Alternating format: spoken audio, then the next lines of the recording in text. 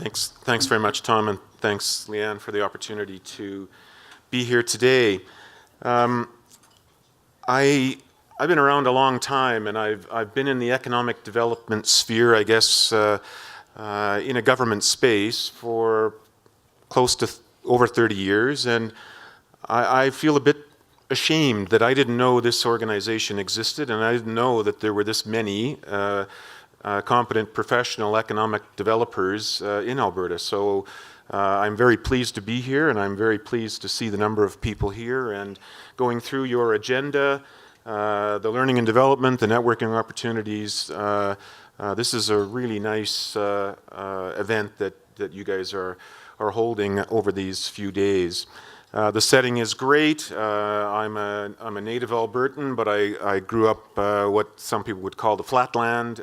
So it's always a pleasure to come to Banff, and it's a beautiful setting. So I'm charged with stepping a little bit out of my sphere of influence initially. I want to talk a little bit about the Ministry of Economic Development and Trade and our efforts in trying to enable folks who risk a buck to make a buck, to enable company creation, company growth, create jobs, and to diversify the economy.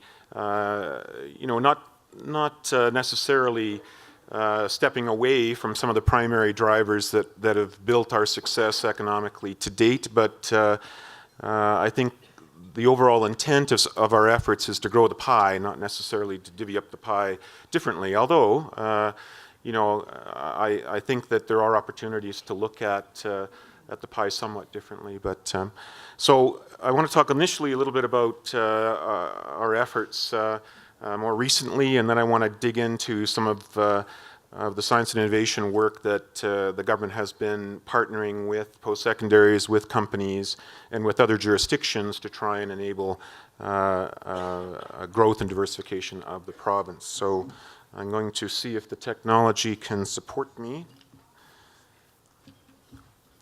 So obviously this is a deck that we would take like elsewhere.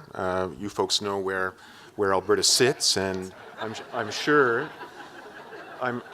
I'm almost certain that there's some of you guys that know how long it takes to drive from High Level to Fort Vermilion, so or High Level to Edmonton. And so whenever I work with guys in the Peace, they always tell me, do you know that it's the same distance from Edmonton to High Level as it is from Edmonton to Lethbridge? And you guys think that it's just a hop and a skip to get to 3 locations in the Peace in a day, and you can't really do that, can you? So this is just a slide that helps put Alberta in perspective when we go internationally. And essentially we want to highlight some of the economic sectors that of course are driving the economy of the province, and that's a broad sweep. The one I want to spend some time on a little bit later is clean technology. I'm sure that's a buzzword that's in your lexicon now that wasn't 2 years ago, and my staff are still trying to educate me on what a clean tech sector is. I think it's enabling technology, and they say it's a sector. So, and then they remind me that information and communication technology at one time was not a sector. It was just enabling. So there might be a future for clean tech as a defined sector. And of course, the rest of them you certainly recognize. I want to talk a little bit about tools in the toolbox that government has, and certainly to stimulate investment growth, encourage decision making, particularly when I guess you would call from 2014 till just more recently, you would pretty much call it a down economy. So government has tools in the toolbox to try and stimulate dollars to move, and one of them is tax credits, and we have 2 of them that have been successful, and I won't go through the numbers here, but they are rather impressive. And and I will take questions afterwards, but one of them is the Alberta Investor Tax Credit, and one is the the capital investment tax credit, and they both have managed to stimulate decision making, to encourage folks to invest and derive the benefits from those tax credit programs. And I would say that the demand far exceeds our ability to meet that demand. And we have some highly skilled and capable professionals in our midst that run these programs. So if you guys have any questions that I can't answer, and that'll be most of your questions, we will be able to direct them to the program leads who actually run these programs and work with companies and individuals who are applying for these tax credits. So those have been successful. There's a new one being proposed. It's part of a legislative package that's now being debated on the floor of the legislature. It's Bill 2, and the name of it is called Investing in a Diversified Alberta Economy Act. And one of the elements of that statute is a digital media tax credit. And I'm sure you folks are well aware that Alberta over the years has been kind of a growth area for digital media arts, and I'm sure you're well aware of BioWare was born here. A guy named Ray Mazika was, and one of his colleagues, they were both med students at the time. They then became doctors and clinicians, but they started BioWare and then sold it for a fair chunk of change to Electronic Arts, and then were part of that executive leadership. So Alberta has a proud history in digital media, and it's a competitive environment out there. I'm sure you're all aware that across Canada, everybody wants these folks to come and put a stake in the ground and create wealth in their jurisdictions, so they try and stimulate folks to either create a company or to grow a company in this space in their jurisdiction. So what we have proposed within this statute is to I wouldn't call it level the playing field. We're actually trying to skew it in our favor because there have been adjustments made in BC and Quebec recently that would suggest that this proposed tax credit that's being debated now is a better product than in those other two jurisdictions who have been very successful at growing digital media arts companies in those jurisdictions. I want to talk, so it may look like I'm flogging my wares, and I am to a certain extent, and I'm sure most of you guys are well aware of these products that are coming out of our department, out of our ministry. This is the Alberta Export Expansion Package Program. There are three elements to it. One is, and there are actually some experts here. I saw Shane somewhere, so right there. So we do have some experts on this program as well. So this program helps companies get export ready, determine whether or not they are.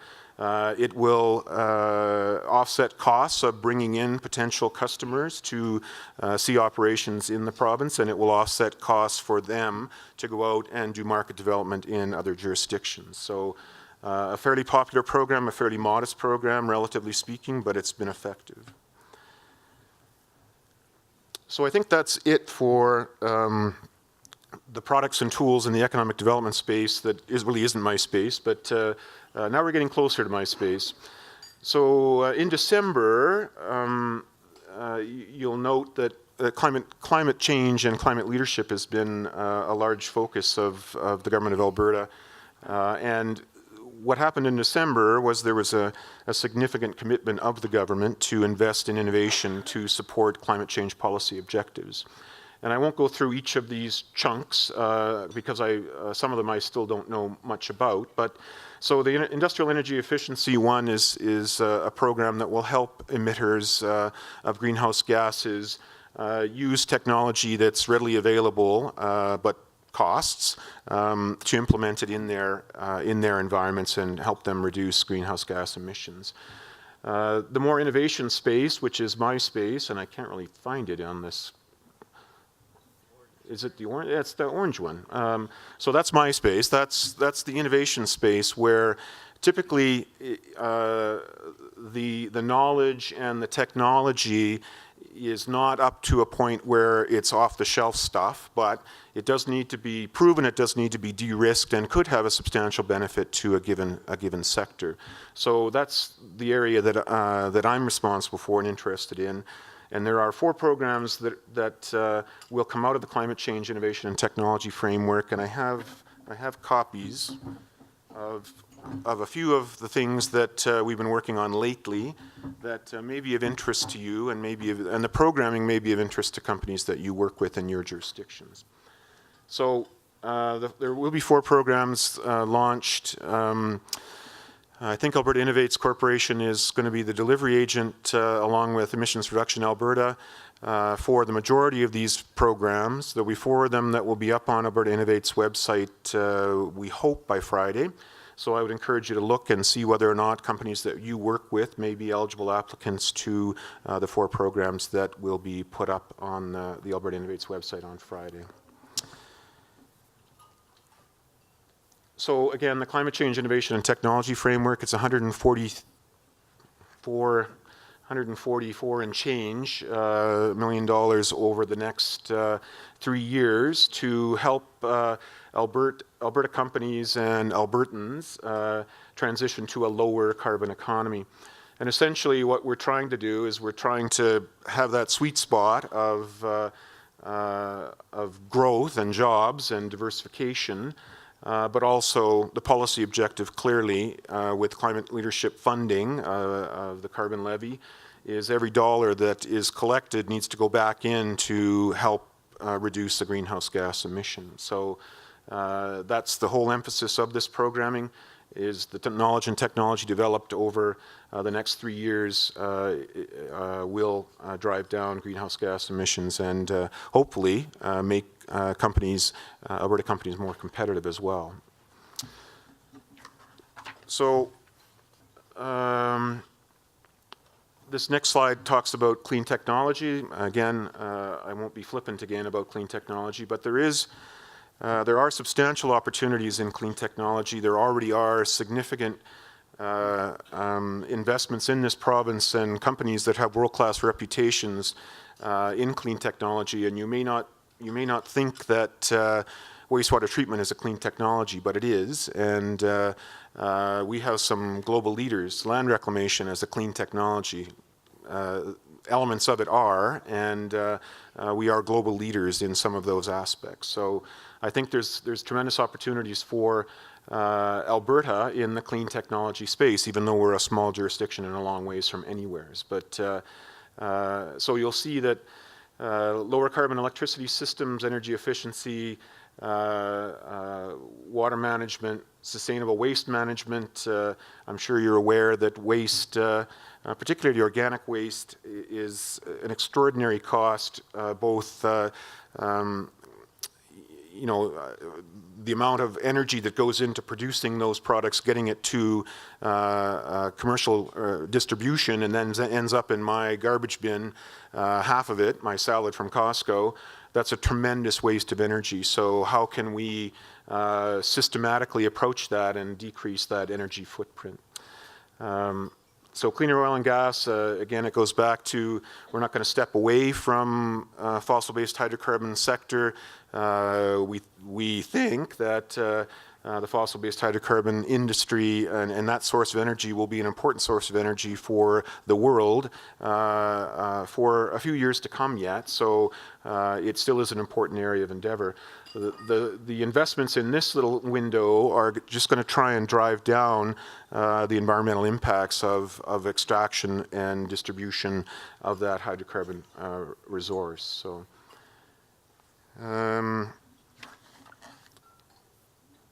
I want to talk a little bit about the government's overarching belief in research and innovation and how it enables the economy.